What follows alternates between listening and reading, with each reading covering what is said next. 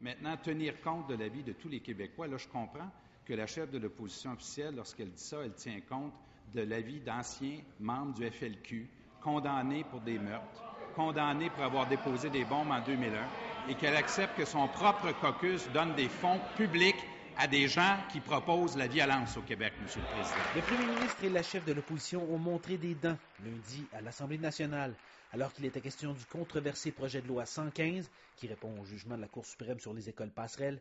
Le premier ministre a attaqué la chef péquiste en accusant son parti d'entretenir des liens avec d'anciens felkistes.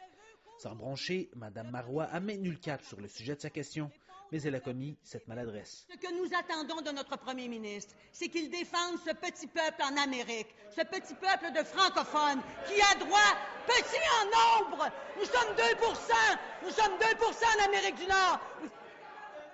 Une fois son microphone coupé, Mme Marois a crié pour rappeler qu'elle paraphrasait René Lévesque lui-même, qui disait que les Québécois forment un petit peuple en nombre.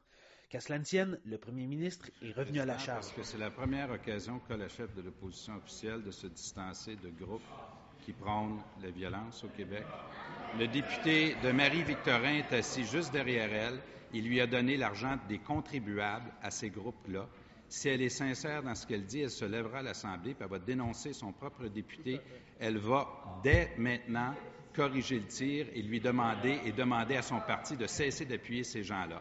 Pour ce qui est du reste, M. le Président, l'histoire marquera aujourd'hui la différence entre la chef de l'opposition officielle et moi-même.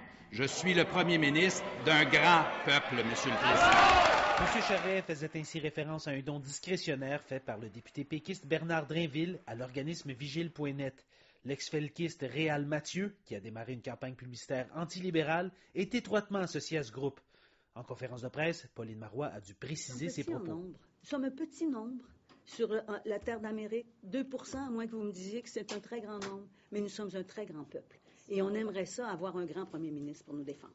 Depuis quelques semaines, le premier ministre Charest ne manque pas une occasion en Chambre pour dire que le Parti québécois est un parti radical.